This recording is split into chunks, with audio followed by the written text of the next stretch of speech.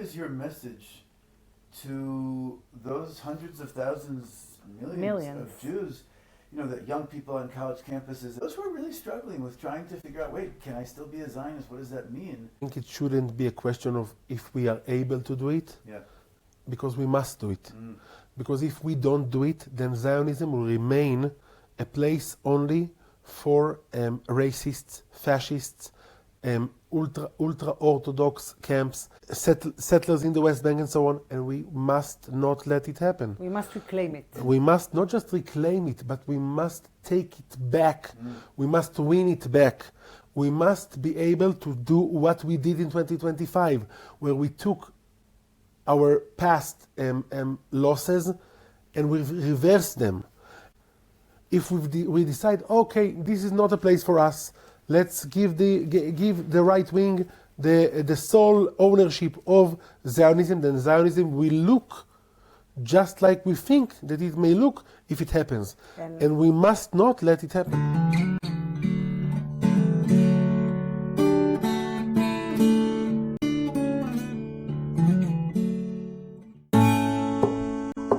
Welcome back to the Pluralist Podcast. From both sides of the ocean, I'm Orly Erez-Likhovski, Executive Director of the Israel Religious Action Center. I'm really, really excited to be recording live this time. Well, not Orly, for Zoom, it is wonderful Josh. to be here. I'm Rabbi Josh Weinberg, and I serve as the Vice President for Israel and Reform Zionism for the URJ and as Executive Director of ARTSA. And here we are, one of our first, or the next series of our live recorded podcast. Or recorded in-person podcasts, and we have the honor to be in none other than the offices of KKL-JNF, the Jewish National Fund, with its chair, Mr. Eyal Ostrinsky. Thank you, Eyal, so much for welcoming us and being our host today, and for this conversation that we're going to have together. It's my privilege. Yeah. Wonderful. So really, we want to talk today about KKL-JNF, one of the most important national institutions, which is way more than blue boxes, forests, and land development many of us think about. We want to talk about it as a political arena where liberal Judaism has positions of power and how we should use them to advance our values, especially at a time of social and deep moral crisis in Israel. We want to ask, what is the role of an institution created to help establish a Jewish state now that Israel is sovereign, and how should KKL use its power and resources to reflect the responsibilities of modern Zionism? And then we can get to the real conversation. Yeah. Exactly. And we are really thrilled to be here with you, Eyal. And let me just introduce you. Eyal is, as we said, the chair of KKL-JNF and the youngest person to hold this position in this organization's history. And we'll talk about it soon. And the first one to be a Reform Jew. Another first. That was going to be the punchline. Yeah, that was going to be we're building up to that. Yeah. And before taking office in January of 2026, Eyal served for 5 years as Director of Israel Diaspora Relations at the World Zionist Congress. And I want to mention that earlier in your career, you worked at IRAC, at the Israel Religious Action Center, in the Public Outreach Department. We go way back. Since then, we know each other. And you also live in Mevaseret Zion, where you're a member of our joint congregation, the local Reform congregation, Kamatz. A proud member. Which is a great source of pride for us. And But we want to start with a little bit about your own biography and your own story. So other than the most important moment in your life, which was working with Orly, the most formative moment, but really what brought you into public life in the beginning, and what drew you specifically not only to the reform movement, but then to the national institutions, and building a career serving the Jewish people in the state of Israel? Well, first, as a child, I was very aware of the social and economic situation in Netanya, the city where I grew up, where it is basically sometimes two cities in one. You have the core of Netanya, the old city, who is very, very poor, sometimes neglected, and so on. And you have a new outside ring, for example, outside of the old city. This is basically much more prosperous, much more rich, and so on. And growing up in Netanya, I was one of the first kids that had the integration, which means that on the 7th grade, not the 9th grade, you go to middle high school. And then you combine people from the southern neighborhoods, the core neighborhoods, and people from the outside neighborhoods into one.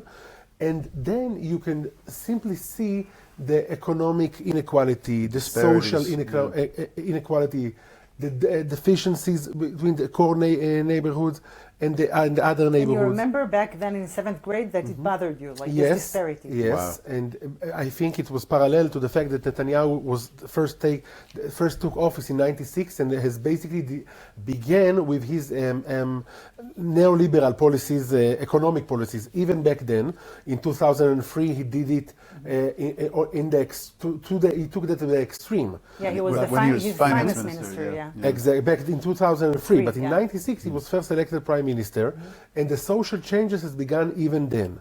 Now, after or when I entered the army, I served in a unit that captured deserters, and I got to see the poorest sides of some of Israel cities in its neighborhood. Israeli soldiers that ran away from the army. Exactly. just to be Because clear, they right? came Yeah, from yeah. an underprivileged Exactly, background. and I AWOL, just yeah. saw that there is a deep connection between criminal activities or not normative behavior and economic and social situations and terms. And so I was very, very aware of the fact that you need to create change on not just at the end line and being a social worker or a teacher, but at the policy level. The systemic change that needs to happen. Exactly, Yeah. at the macro level. And therefore, I've decided that I wanted to go into public life. In those years, my formative years, 2003 to 2005, Amir Peretz basically was the head of the Histadrut, the Union of Labor Unions in Israel, the Association of Labor Unions. Right. And he was the one taking fight against Netanyahu and his economic policies when he was finance minister. And then, when I finished the army back in 2005, Amir Peretz has decided to run to be the chair of labor. Yeah. Versus Shimon Peres back in the day, and I decided to join Labor and support him. Just to say that he came from a background that was not traditionally the Labor Party, right? He came Right, from, right. Moroccan. I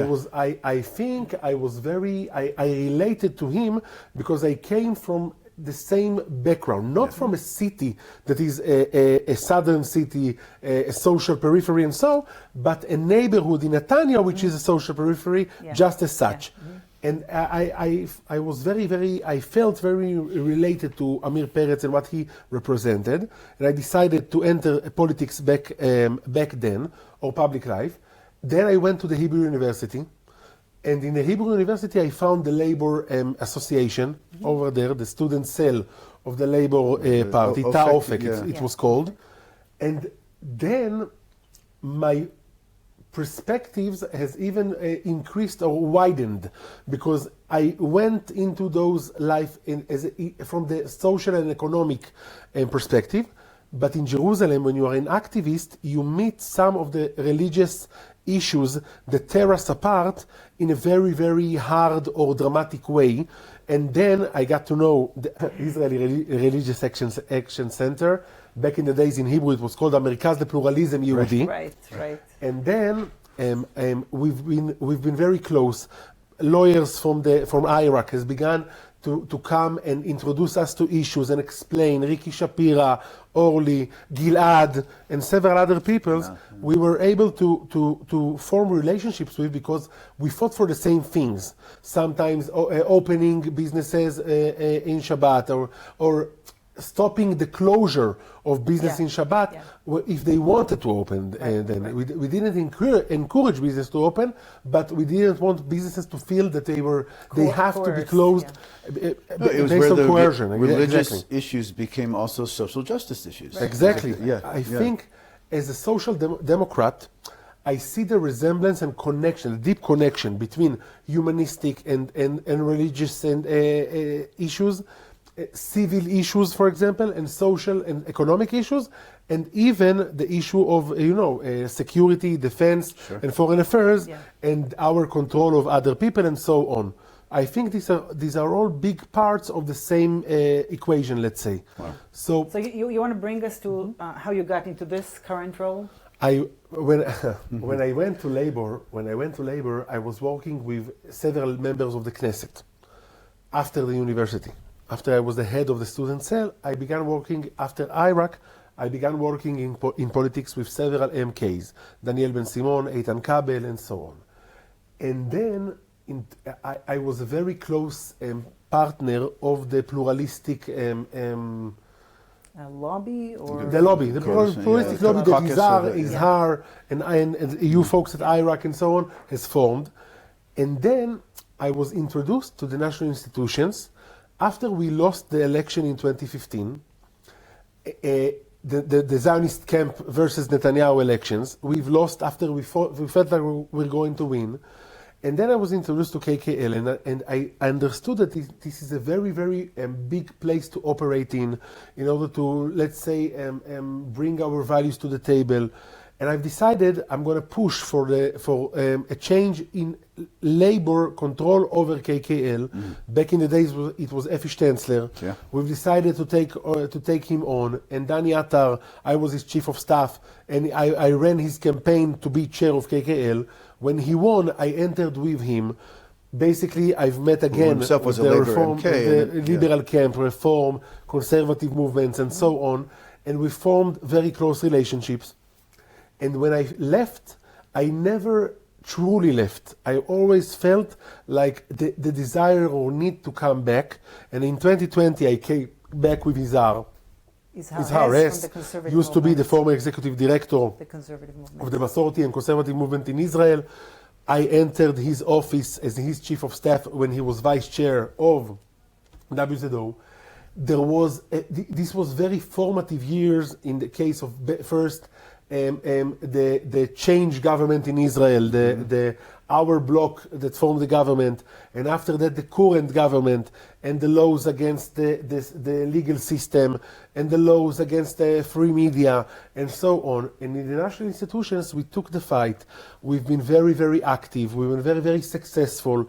We took the election in 2025 very seriously. Just remind everyone, for our listeners, that they understand that after we vote in the elections, then the negotiation process starts for forming a bloc and a coalition. And Eyal, you were really at the center of that. I got the and maybe confidence. say that we know that a lot of our listeners have been heavily involved in the elections and voted put a lot of energy and voted for. And they should know that their effort mattered because it gave us the opportunity to be able to have this negotiation and being held from a position of power, not a position of disadvantage, but an advantage. And we've done a tremendous job. I got the confidence of the bloc to represent them in those dealings and agreements and so on. And I think we were able to take back KKL for at least 2.5 years. And we were able to take WZO for 2.5 years. And I think it was a dramatic change from the trend of 2020, where we lost control of both institutions. And once we got KKL, and then Yair Lapid has decided to withdraw from the national institutions, I've got the confidence of people to come here and represent, as chair of KKL, the greatest honor of my life and the greatest achievement that I could ever hope for. And hopefully we're going to do a good job. Well, I just wanted to add that that change in the national institutions was even more important because it comes at a time, and I'll state the obvious here, when the government and the Knesset is not on our side necessarily, to put it mildly. And so that that is even more meaningful. I just want to spell it out for our. Let's hope we will be the beacon of light that will basically bring the light to the government and coalition in the Knesset. Amen. We have, for sure, and definitely this is an arena where we can really bring implement our liberal values. But let's take a step back and sort of talk a little bit about what KKL is all about, right? I mean, it was founded in 1901, right, before the State of Israel was established. And I want to ask you, what do you see? How do you see KKL's role today in the sovereign state of Israel? And maybe say a few words about what is KKL doing in general, so our listeners would understand where we are now.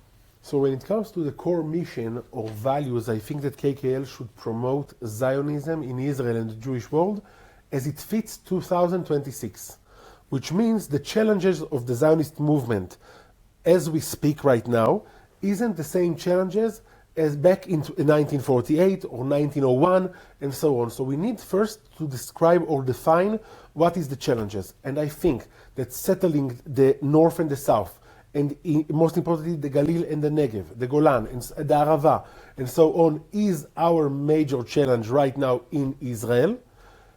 Alongside it is developing excellence in education and leadership in education when it comes to youth movements, youth organizations, mechinot and shnot shirut, and student villages and so on, and technological education and scientific education within the social and geographic periphery in Israel. This is the main challenges, all combined into basically bringing the progress of the state of Israel into every region of Israel and every corridor that we have in Israel that we haven't brought it to them yet. This is the one thing. And the other thing is we need to give back to the global Jewish diaspora. Now it's the time. They've given us everything that we have. KKL especially is working or operating based on the 13% of Israeli lands that were bought by global Jewish diaspora back in the days before the formation of Israel. And right now, the global Jewish communities are facing immense challenges, security issues, security threats, facing the effects of anti-Semitism, not just anti-Semitism, but what it causes, which physical danger, sometimes cultural attacks on students on campuses, and so on, and developing Jewish and Zionist leadership that must take into account the challenges of the Jewish world that they face, even sometimes based on the policies of Israel.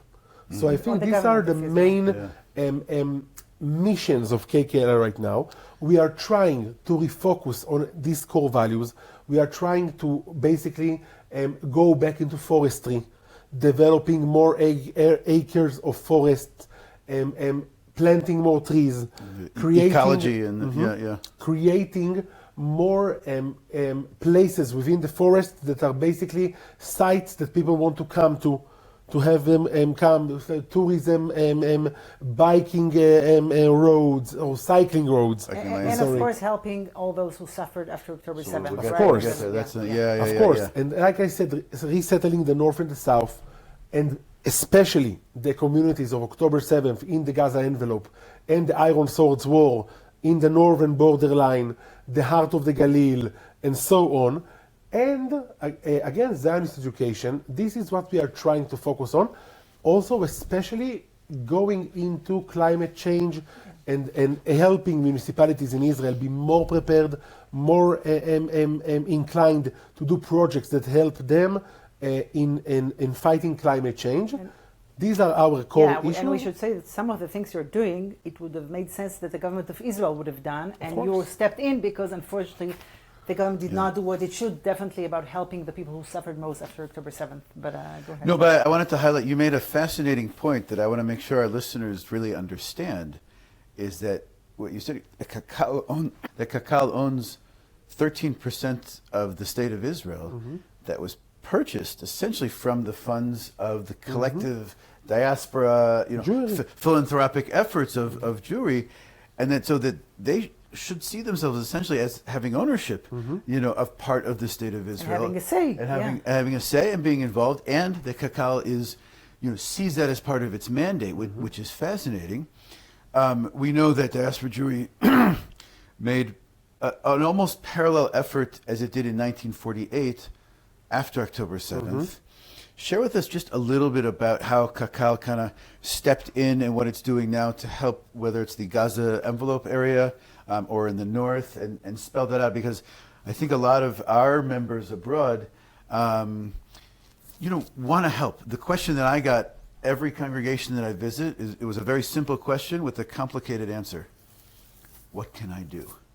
And a lot of people were really focused on the rebuilding of the kibbutzim, and so I think they would be very interested to hear what KKL has been doing in that area. Yeah. Well, first I want to say that I deeply, deeply, deeply appreciate the efforts of the World Jewry to help and to help the redevelopment, resettlement, and renovation efforts in the communities in the Gaza envelope and northern borderline. I know that in October 7th, a lot of people in Sabbath, in the day of Sabbath, opened their phones in their synagogues and congregations, donated to Israel, supported Israel, and mission after mission after mission after mission came to the Gaza envelope and then the northern borderline in support. First of all, moral support, and then economic support, and other aspects of support. It was a tremendous thing to do that showed the deep connection and the fact that Jewish peoplehood lives on in these days more importantly and more strongly than ever. And I think that in KKL we try to bring, as I said, the Jewish world into those areas as well. Immediately after October 7th, we've supported the re-equipment or equipment of the security squads in the kibbutzim, in the north The and local the south, security teams. and other areas as well. We've basically given each municipality first aid money to do whatever they felt needed back in the day, 1 million shekels to each of the municipalities in the northern borderline and in the Gaza envelope to basically do whatever you need to do with the money. After that, we've came to back, let's say, mid-2024, we've decided to help them for the first time in the north, because it was still under attack, with emergency aid for, let's say, buildings that have been suffered attacks or hits or targeted and so on. In the south, we've started redeveloping the area. We've invested in every municipality back then in 2024. In 2025, we took it even a step further. We've basically decided that all the 13 red kibbutzim or settlements in the southern Gaza envelope will receive special help from KKL in a growth neighborhood being brought to every one of them to have temporary communities and groups that want to come and resettle the area. In Nir Oz, we've invested 75 million shekels that were instrumental for the redevelopment plan of the kibbutz. Which is one of the Without hardest this hit money, kibbutzim, right? Yeah. Without this money, there wasn't going to be a redevelopment plan or renovation Unbelievable, plan. talking about what the government should have been And doing. I want to tell you, the government has done its part, not enough, and without KKL, it wasn't possible. And most importantly, our side in KKL, the liberal bloc, was instrumental in having this decided, because Remember our that KKL has comrades a board that is politically comprises, of different political parties, and so it's not always easy to make those kinds of decisions. Yeah. The members of the right wing in KKL board didn't support those efforts to the full extent that we felt needed. Wow. It was a struggle, it was a fight, and we won against the person who was sitting in this room before me. The former chair of KKL didn't want to do it, didn't want. She wanted to cut the money for Nir Oz dramatically, to increase the money to other organizations, to other municipalities, let's say more Right-wing or... more right-wing municipalities. And so we fought and we won in this sense, but we didn't win enough. And then I've decided to take office in 2026, and once I'm in, we are doing, I think, what we need to do, and we are refocusing on our core missions, core values, core areas, and so on. We've basically took Manara in the north and invested 30 million shekels in the redeveloping of Manara. That was almost 75% of the buildings have been destroyed by Hezbollah and its rockets. Wow. We've invested 115 million shekels in other northern borderline settlements, both kibbutzim or moshavim, that were targeted by Hezbollah. It's a dramatic effort from Misgav Am in the east to Adamit in the west, 11 other settlements, including Aramshe, which is a Bedouin settlement in the northern borderline that wasn't evacuated. 40% of its residents are serving in the IDF. Wow. And we've decided, even though they didn't exactly fit the proportionality of damage that we've decided on, we've decided to help them even still, because this kind of population should receive the help of KKL, and it has special meaning. Okay. Of course, Eyal, also, in addition to that, incredible support for the kibbutzim and the communities in the north and the south. There's a very powerful site that has been developed around Re'im and where the Nova Festival took place. Do you want to share with us a little bit about it? Yes, it was also a place that we needed it to basically be built in struggle, because nobody in KKL has decided that it's important enough until a member of our group, Eitan Ginsburg, have decided to, current member of Knesset and former vice chair of KKL, he decided that it's important enough. And 3 weeks before October 7th, 2024, we've decided to invest 4 million shekels in developing this site. It was a very, very respectful thing to do. And it is a very, very, I think, meaningful site. Yeah. People needed it, right? Yeah. I think they did, and I think that, and I know that the first time I got there, I just seen bus after bus after bus after bus coming, and people are going down the buses and are touring the sites. We had 1 million visitors in the first year, 750,000 in the second year. It's very, very strong, very, very meaningful, and so on. Right now, we've currently decided to invest 4 million shekels more in upgrading the site, fitting into the needs that we see. And I think we're going to do it several times over. Each time we're going to put more money and more money into it, based on the dialogue that we hold with the families of the murdered young people.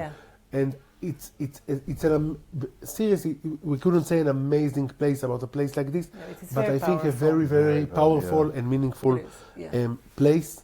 And this is in the Nova. We are also working, not just like the Nova, but in the same essence.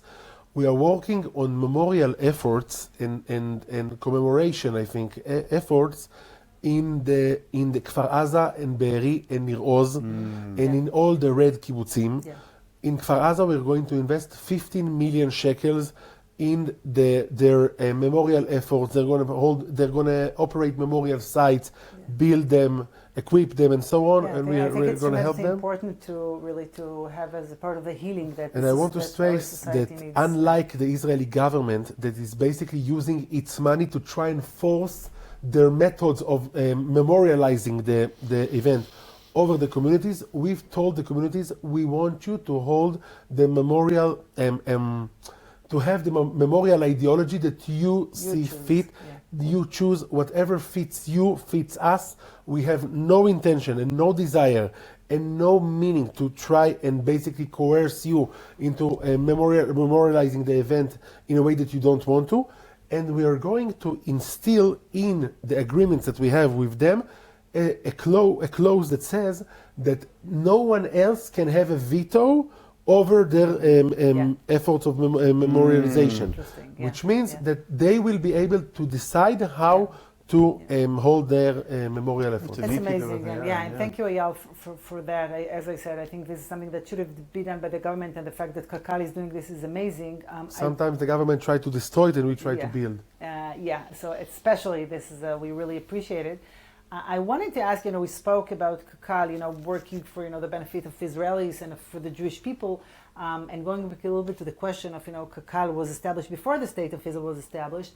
And now we have a sovereign state that, of course, we have Jews, but we have also non-Jews who are living in Israel, Christians, Muslims, people from, a variety of religions. And I wanted to ask, where do you see, what is the role of KKL towards the non-Jewish population in Israel, that, if the government would have been, putting a lot of money in that would have been one thing, but many of them suffer, they have a lot of needs that are not being met by the government. So where do you see the role of KKL around that issue? Especially land and infrastructure and all those I things. think that KKL should be a bit more Zionist than the State of Israel, which means that KKL has a mission, has a core mission, and it should stick to it.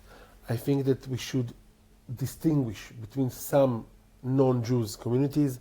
The Druze, for example, who has a very long partnership and commitment to the Zionist movement, not just the State of Israel, must meet KKL and its efforts in a very serious way. I want to tell you that I've decided in my second month in office to basically support the efforts of the Druze community in Israel to help the Druze brethren in Asawida County in Syria that are facing mass killings, basically a genocide persecution persecution and sometimes genocide efforts by the Syrian regime, which is a terror regime by every sense of the word.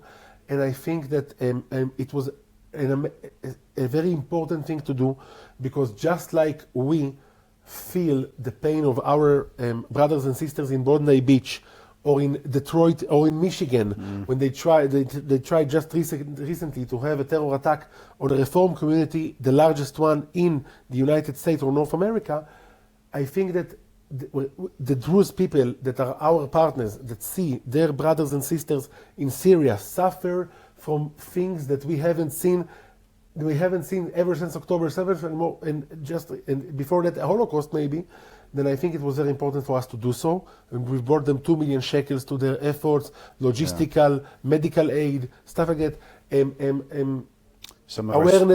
raising awareness tours around the world and in Israel and so on.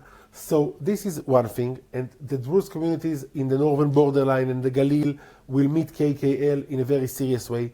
As I've said before, when we see it fit, for example, in the case of Aramshe, we go and target places where non-Jews are living in, and we want to help them, but it's a very limited effort because it's not the core values of KKL, and KKL is a Zionist organization, works mainly with the Jewish population. Just to say something about the Bedouin in the south, In the Negev, I remember in the Negev, I remember a really ugly incident a number of years ago where some members of the government got to celebrate specific permission from a halachic authority to plant trees during the Shemitah year if it was going to be on Bedouin land.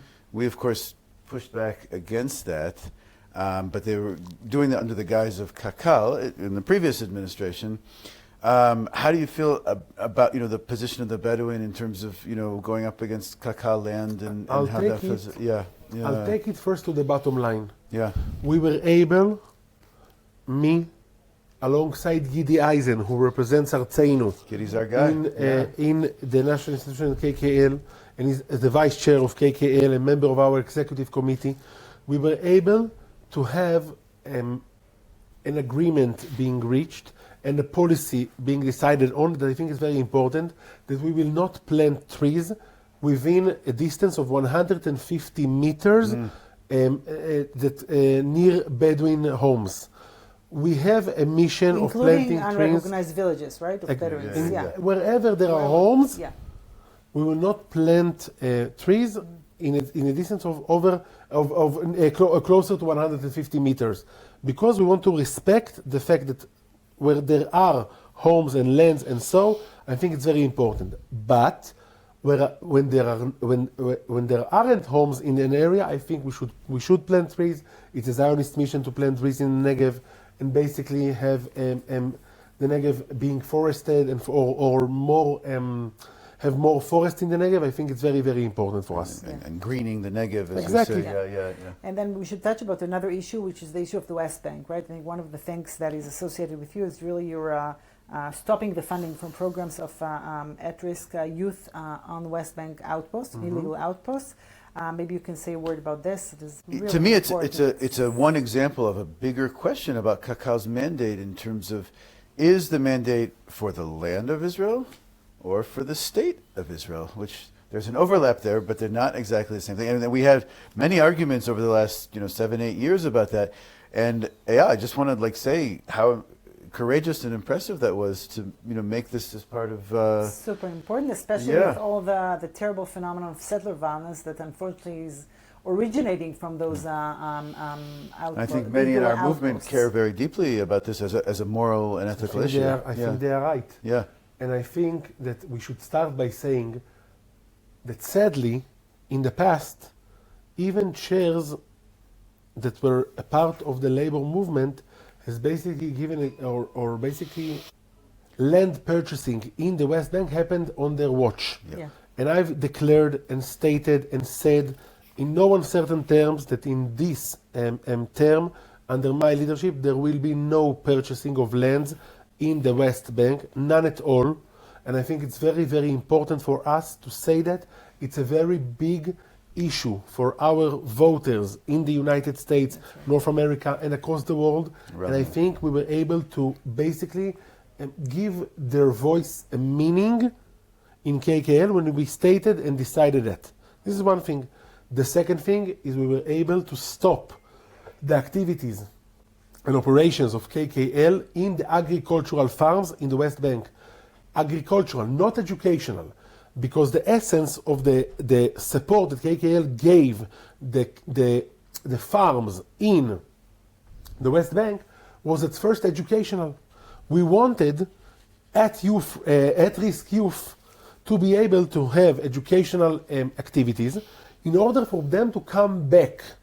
But then we've recognized the fact or understood that the money was being given to organizations that doesn't want to take children away from the farms, but want to bring them to the farms. And this is not train the them core there, mission. right? And this is exactly, and this is not the core mission. It wasn't what nobody in KKL intended, or maybe some intended, but didn't want to say that this was their intention. They put it in under and even then, Gidi Eisen, I'll give him credit again for his work. And with other folks in our side, they were able to recognize this fact. And once the Biden administration gave sanctions to some of the agricultural farms, they were able to bring KKL to a position of stopping all the efforts and operations in the farms in the West Bank. And once we wanted to restore some of it back, we were very clear. No activities in agricultural farms where they foster violence and so on.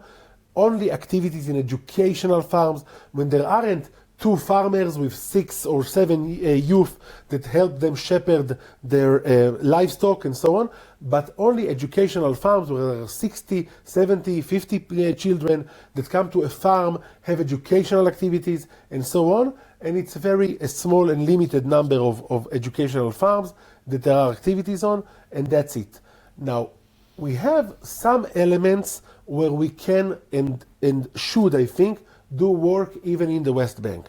For example, if we build parks, or gardens for children, and so on. Like playgrounds and playgrounds and so on in settlements in Israel or municipalities in Israel. Communities. I think that we shouldn't limit our efforts only to the Green Line, because if there is a settlement, a legal one, a recognized one, long-standing one, I think that children over there shouldn't receive less than children everywhere else. This is one thing. Yeah.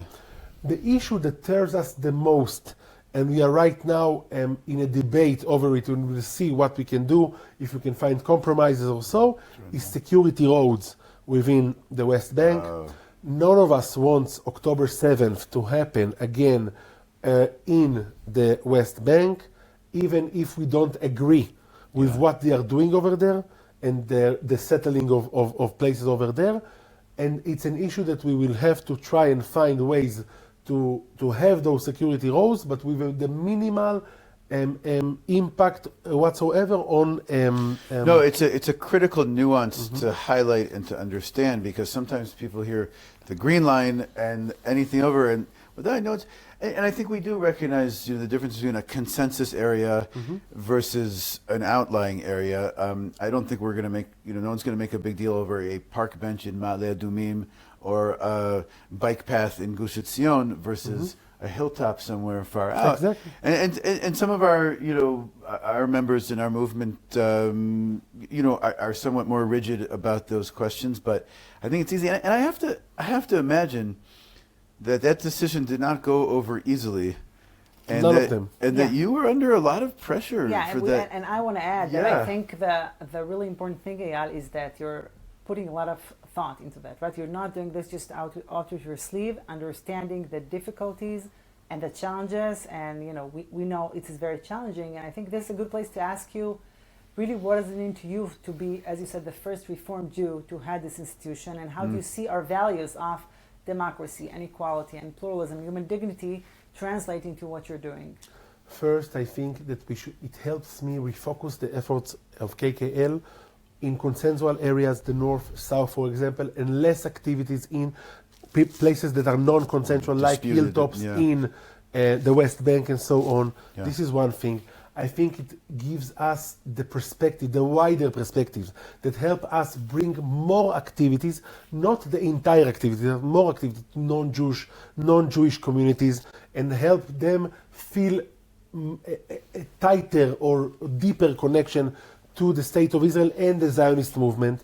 And most importantly, I think it basically faces me in the matters of Zionist education or Zionist activities in the diaspora. Because I feel that as the Israeli coalition and the Israeli government, and I'll say it bluntly, spits in the face of liberal Jewry worldwide. In Israel and outside in Israel. Israel and outside of Israel. It is non-discriminatory in that sense. Yeah. In the most disgraceful way possible. And I'm talking about the current stream of legislation that try to criminalize liberal prayer in an egalitarian prayer at the Kotel, which is pure madness, simply madness, insanity, nothing more, nothing less, insanity and madness. And it's a disgrace. And I think that it comes at a time where the current policies of the State of Israel gives even a deeper and harder challenge. And this, in spite that fact, liberal Jews across the world are being more and more committed.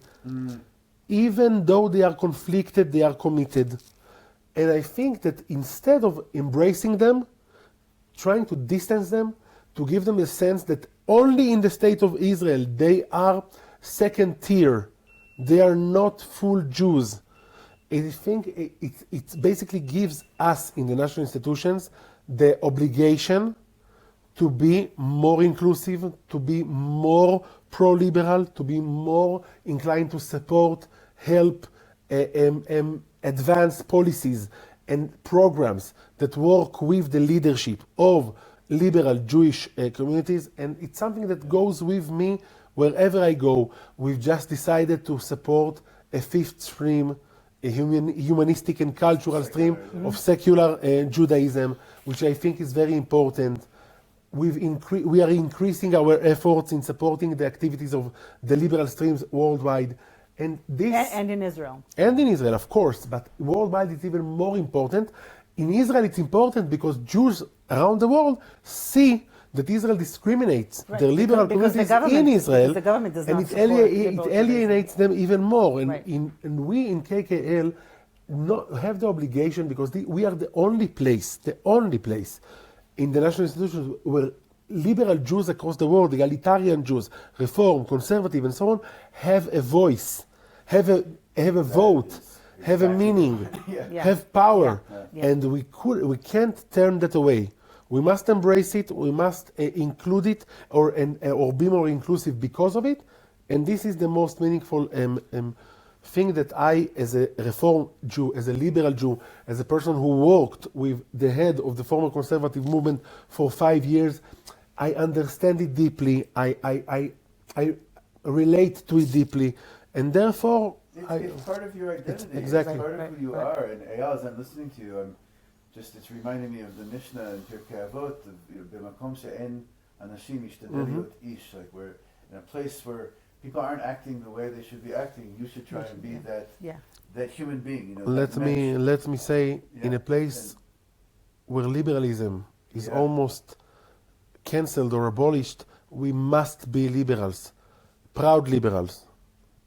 Must be proud liberals. Both for Israelis, and also I think, as you said, I think it helps a lot of liberal Jews around the world connect more to Israel when they see that we're not giving up and we're actually giving a fight in order to protect our values. I was the first KKL chair to go to the egalitarian Kotel and have and be part of a service there that was held by the WZO vice chair's office.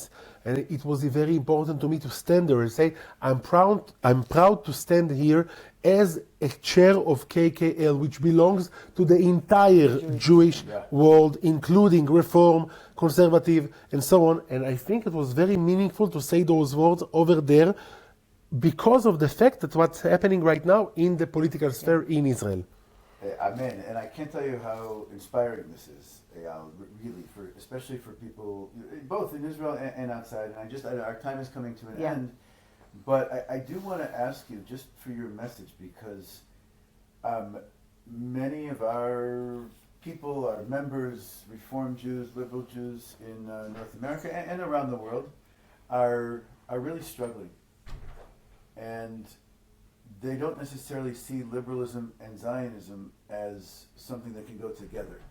And so I just want to ask you, like, what is your message to those hundreds of thousands, millions of Jews, that young people on college campuses, et cetera, it's become cliche already, but those who are really struggling with trying to figure out, wait, can I still be a Zionist? What does that mean?